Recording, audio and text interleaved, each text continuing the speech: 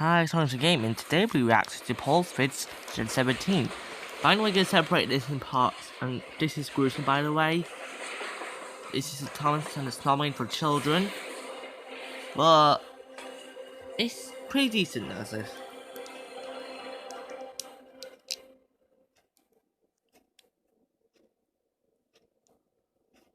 Each react can be 10 minutes long.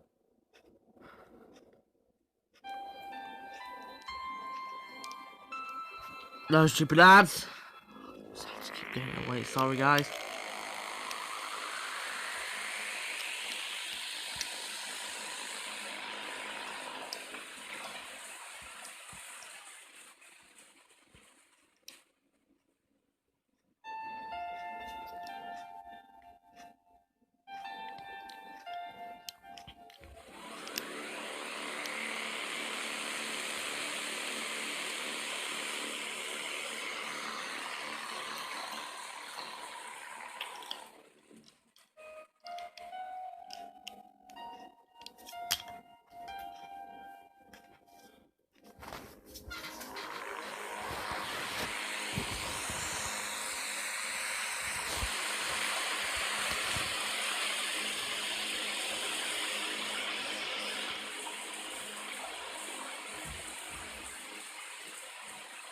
They were the stories that have charmed an entire generation.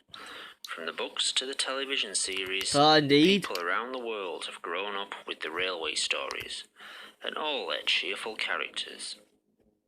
But the truth behind Thomas and his friends was no children's fantasy.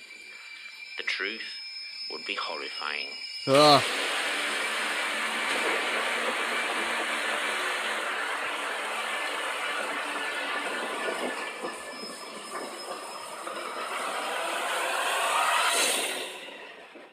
It is 1945, and the remote island of Sodor, off the northwest coast of England, has emerged from the fog of World War II, relatively unscathed and untouched. The island served as a detention camp for Germans living in England. That's how Professor came to be here. Professor Wilhelm Goetze was born in 1903 in Munich, Germany. A doctor in biology, World War II stuff basically in the beginning. Advisor to the ruling party in the 30s. Wenn älteren Jahrgänge noch bangen werden könnten, die Jugend ist uns verschrieben und verfallen mit Leibesgeschehen. In 1939, as war escalated, he, his wife Olga, and 4-year-old son Hans fled the country. Yep. Wait, you know what? I know when this is going. I'm just gonna have a spot for you. Ich habe nie einen solchen Befehl bekommen. Er hat einmal gefragt, nicht wahr? Am 14. Mai 1942 war der Großadmiral Räder und ich bei ihm. That's what he wanted people to believe. The fact is, his experiments were hard to stomach even for his own people. In truth, he had become a prominent figure in the government, but as his work progressed, questions and objections had been raised in the higher echelons of the Reich. His work with genetics and DNA was truly pioneering. The cracking and manipulating By the way, this is a fan from what even real Thomas the Tank didn't show. Keep that aware of you. Successful in, however, was keeping his history a secret until his death. In an attempt to gain favour among the German hierarchy, Wilhelm Goetze was at the forefront of the government's most fanatical policies. In 1938, he was influential in instigating the infamous Sajmelnacht, the Night of Sawdust. But, as his experiments advanced, he became a much less popular figure, and soon feared for his and his family's lives. As soon as he escaped to England, he was banged up here. All locals were nice to him, there was no hostility, and many of them chose to live here after war. Following their release, Professor Goetze, Olga, and young Hans chose to remain. After studying under his father, Hans left at the age of 18 and went to university on the mainland, studying biology and engineering, writing several pioneering papers about genetics and the splicing of DNA with mechanical implants. Oh, biofusion. The technique of manipulating genetic material to splice God, this is going to go somewhere. However, much like his father, the British government became more and... No, get off.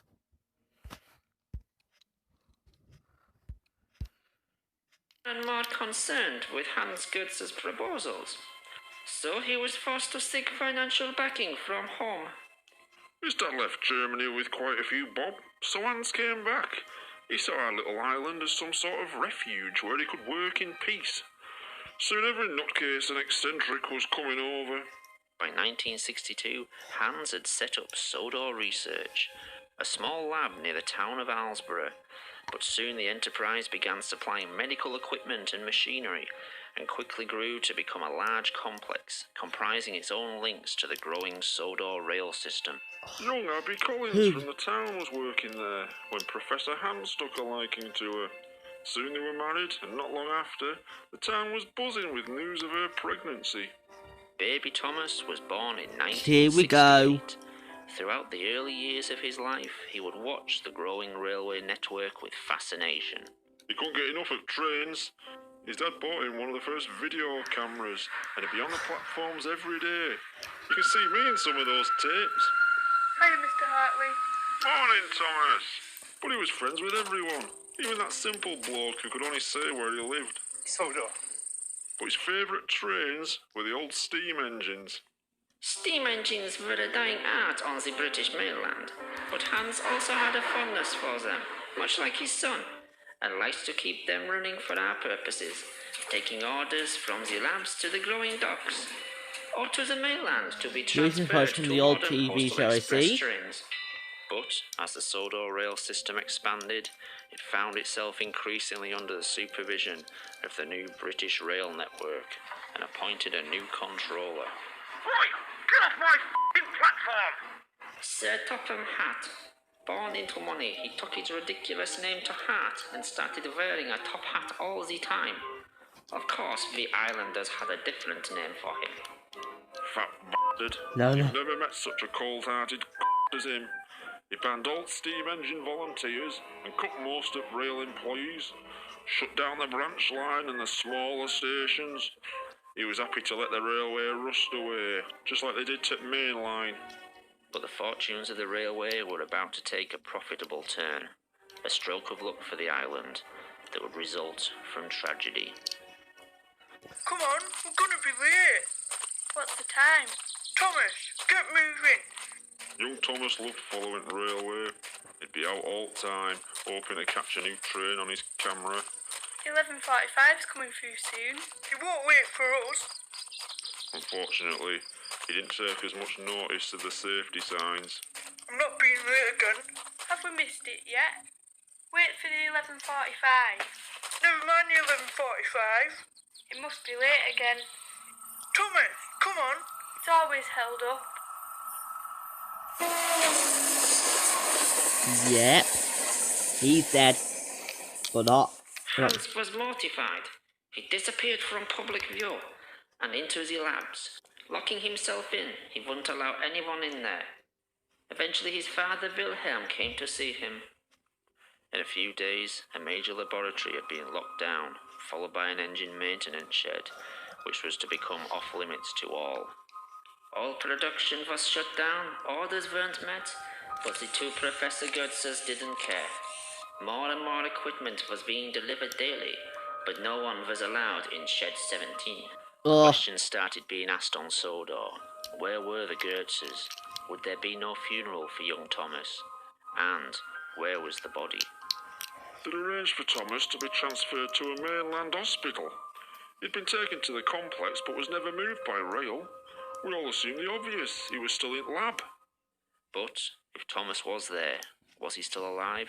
And what was the purpose of keeping him at the complex? Almost a year after the accident, Here it comes, the big reveal. Reopened. In an open invitation to the people of the island, Thomas rolled out of Shed 17. It took me a moment to realise what it was I was looking at. When he looked at me and said, Hiya, Mr. Hartley. it dawned on me what Hans Goetzer and his dad had done. One woman passed out as Thomas smiled at us. I had to run off around the side of the shed. Hey, are you alright, Keith? As news End of reaction.